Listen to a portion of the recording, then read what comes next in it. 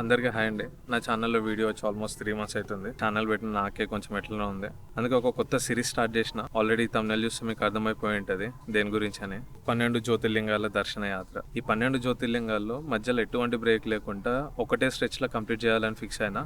చాలాసార్లు ప్లాన్ చేసుకున్నా కానీ ఎప్పుడు కుదరలేదు. ఈసారి ఏదైతే అది అవుతుందని స్టార్ట్ అయిపోయినా. ఈరోజు మార్నింగ్ హైదరాబాద్ నుంచి స్టార్ట్ అయినా అరౌండ్ 6:30 గట్లా. ఎవ్రీ 30 minutes కి జేబీఎస్ ఇంకా ఎంజీబీఎస్ నుంచి శ్రీశైలంకి బస్ ఉంటుంది. నేను వెళ్ళేసరికి బస్ రెడీగా ఉంది. ఈ బస్ వచ్చేసి 630 రూపీస్. నార్మల్ ఎక్స్ప్రెస్ కి ఉంటుందంట, అది అరౌండ్ 400 అంత ఉంటది.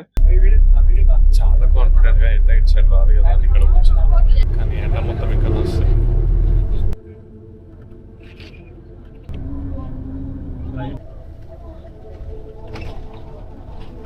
లక్ ఎంత బాగుందా అంటే శ్రీశైలంకి రీచ్ అయిపోయినాము.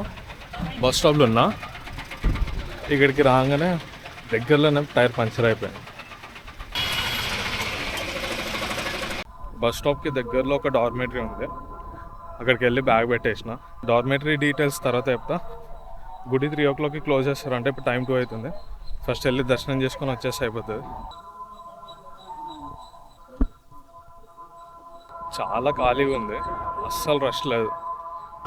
తెలిసిందే కదా అన్ని టెంపుల్స్ దగ్గర ఉన్నట్టు phones cameras not allowed. Locker room పక్కనే ఉంది. దర్శనం అయిపోయింది. చాలా అంటే చాలా ఖాళీగా ఉంది. ఇక్కడ షాప్స్ కూడా ఎంత ఖాళీగా ఉన్నాయి చూసుకోవచ్చు.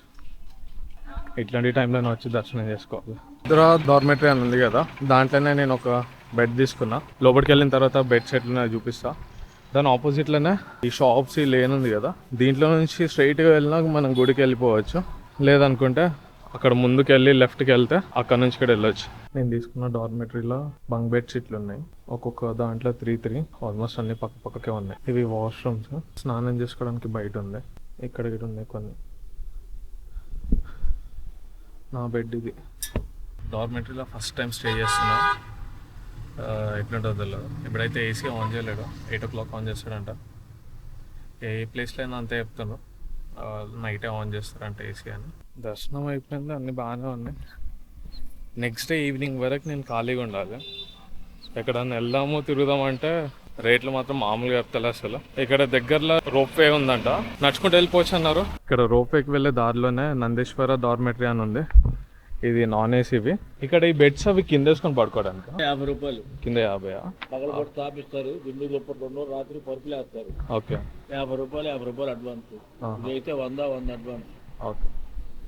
రోప్ వేకి బుకింగ్ కౌంటర్, బోటింగ్ ఉంది, రోప్ వే ఉంది.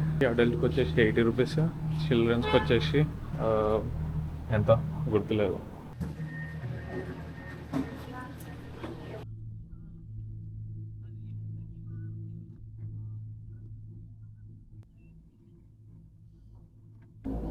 ఇక్కడ కనిపిస్తున్నంత పాతాళ గంగ. కిందికి వెళ్తే ఇక్కడ బోటింగ్ ఉంటుంది. బోటింగ్ కూడా సేమ్ 80 రూపీస్ అంట. తీసుకొని వస్తారు, కానీ మనకి బోటింగ్ వద్దు. కిందికి వెళ్ళి కాళ్ళు కట్టుకొని పైకి వెళ్ళిపోదాం. మళ్ళీ పాతాళ గంగ లోపలికి కిందికి దిగుదామన్నా కానీ చాలామంది స్నానం చేస్తాము. మనం కెమెరా పట్టుకొని వెళ్తే కొడతారు ఇక్కడ, అందుకే రిటర్న్ వెళ్ళిపోతుంది. దేవస్థానం డార్మెటరీ అని ఇందాక నందేశ్వర డార్మెటరీ చూసినాం కదా, దాని వెనకాల ఉంది. ఇది కూడా సేమ్ అంతే, 100 per bed. లాకర్ ఇస్తారు, బెడ్ ఇస్తారు. సేమ్ ఇందాక చూసినట్టే ఉంది.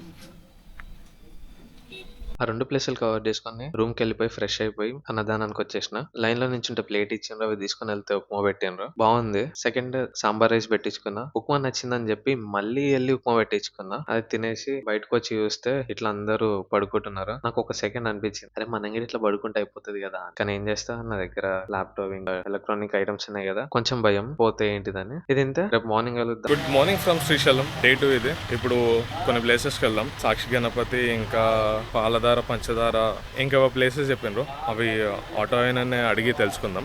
మనకి ఇన్ఫర్మేషన్ కావాలంటే ఇక్కడ లోకల్ అన్న వాళ్ళని అడిగితే కంప్లీట్ డీటెయిల్స్ చెప్తారు. నాకు నిన్న పరిచయమైన ఈయన ఏ ప్లేసెస్కి తీసుకెళ్తారు? సాక్షి గణపతి, వెంకటేశ్వరము, లలితాదేవి పీఠము, పాలధార, పంచదార, శిఖరము, శివాజీ గోపురం.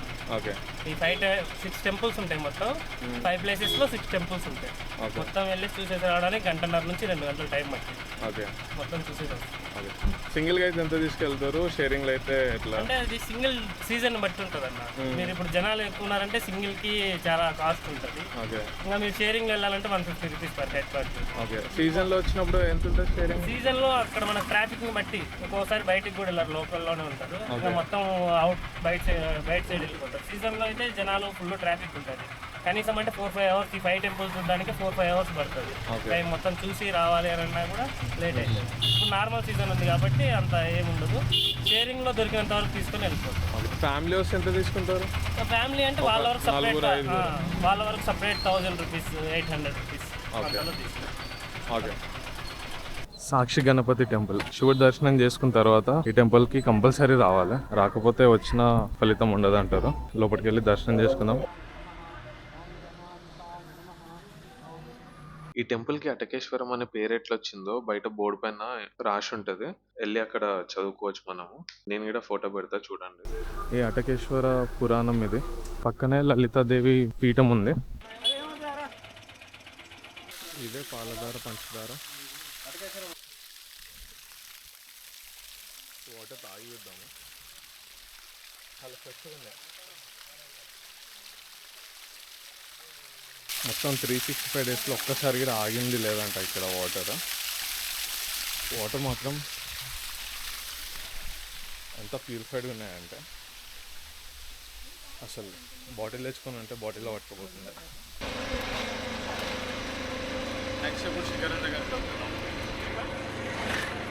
ఆ పైన నందేశ్వరుడు ఉంటాడు. కొమ్ముల నుంచి శ్రీశైల గోపురాన్ని చూడొచ్చు అంట. టెలిస్కోప్ కూడా ఉందని చెప్పిండు ఆటో అన్న. చూద్దాం. శిఖరం దేవాలయం ఇది. పైకి వెళ్ళి మెయిన్ గుడి గోపురాన్ని చూడవచ్చు.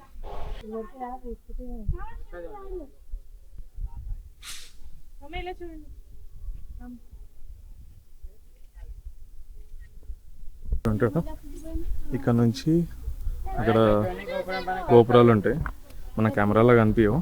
నేను చూసి టెలిస్కోప్ లో చూపించడానికి ట్రై చేస్తా.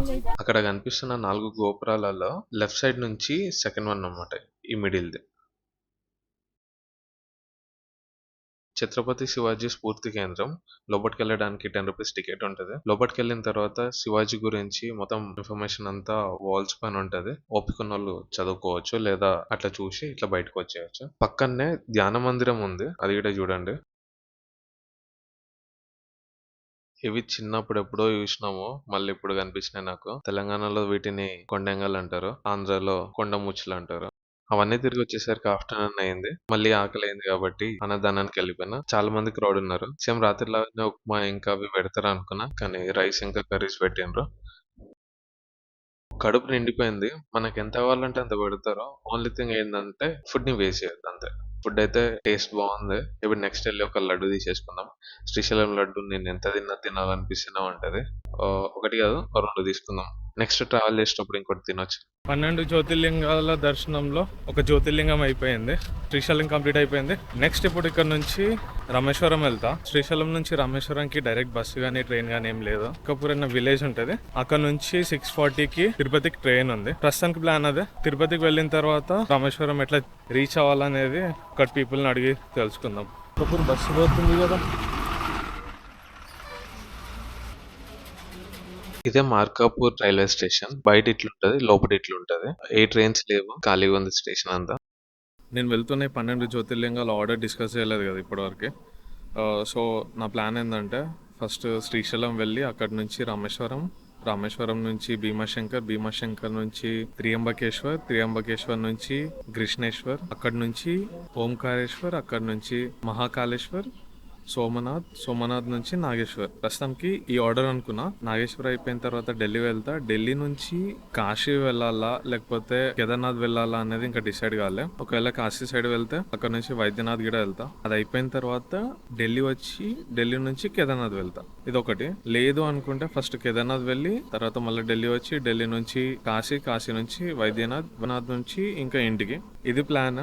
ఇంకోటి శ్రీశైలం నుంచి తిరుపతికి డైరెక్ట్ బస్ ఉంది. ఆ బస్ చార్జెస్ వచ్చేసి 900 రూపీస్. అది non AC sitting. Journey time వచ్చేసి 12 అవర్స్. శ్రీశైలం నుంచి మార్కాపూర్ కి బస్ చార్జ్ వచ్చేసి 100 రూపీస్. అండ్ ఈ ట్రిప్ లో ఓన్లీ నా ఎక్స్పీరియన్సెస్ ని షేర్ చేసుకుంటా.